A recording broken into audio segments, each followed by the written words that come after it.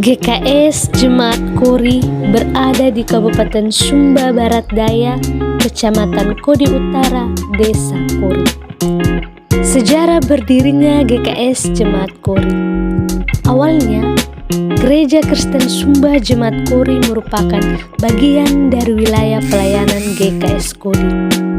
Wilayah pelayanan GKS Jemaat Kodi pada saat itu memiliki 27 tempat ibadah. Dan melalui persidangan klasis, Rara Kodi memutuskan untuk memekarkan GKS Jemaat Kodi cabang Kori menjadi jemaat mandiri dan memanggil seorang pendeta agar melayani jemaat GKS Kodi, dan keputusan itu pun disetujui oleh sinode. Pendeta pertama yang melayani di GKS Jemaat Kori adalah Pendeta Filipus Erdoda. Ia melayani setiap anggota jemaat yang ada dalam wilayah pelayanan Pondok Kodi, Kori, Kernapu, Minyakaka, Kandautana, Bukambero.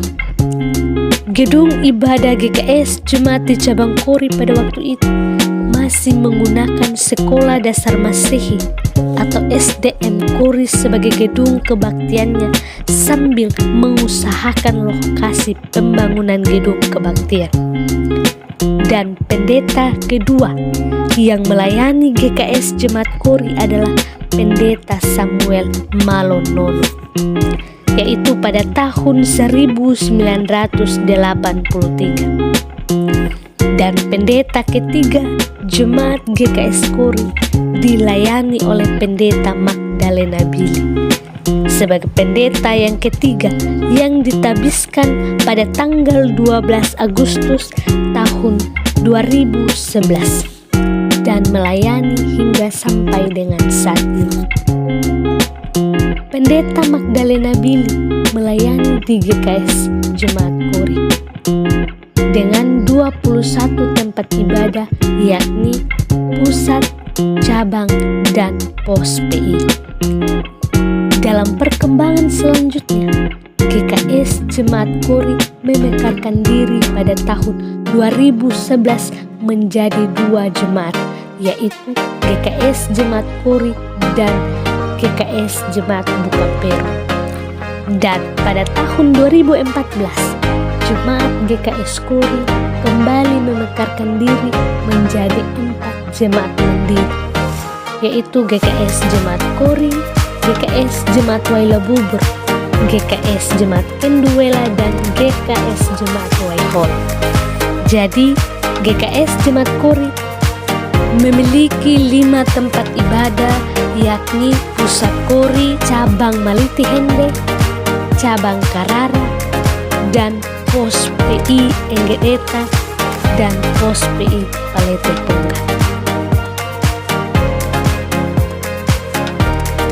GKS Jemaat Kori juga bekerja sama dengan Compassion dari Bandung melalui hadirnya PPA. Dan dengan hadirnya PPA sangat membantu sekali GKS Jemaat Kori dalam menunjang akan kehidupan anak, baik itu menunjang kebutuhan rohani anak maupun jasmani.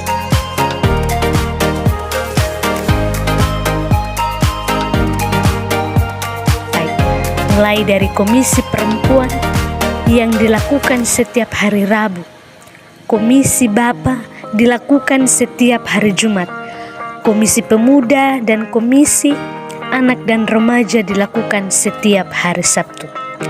Selain pelayanan kategorial, juga pelayanan PKS rumah tangga yang dilakukan setiap hari Selasa dan Kamis.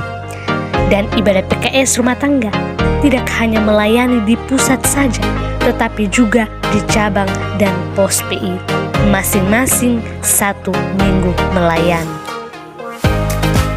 Pemimpin juga melayani pelayanan syukuran dan memimpin ibadah minggu.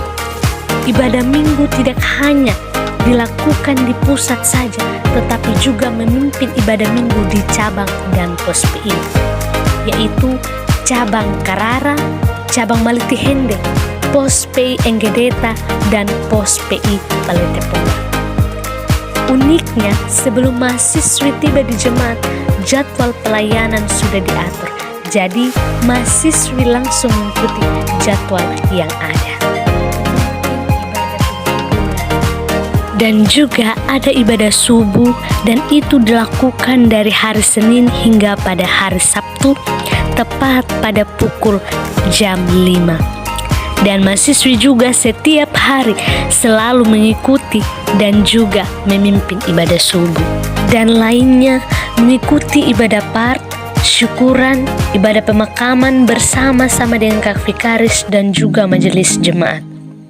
Mengikuti evaluasi program kerja PPA Kanurundahan, evaluasi mahasiswa-mahasiswi praktek S3 Slewa, dan juga mengikuti KAR klasik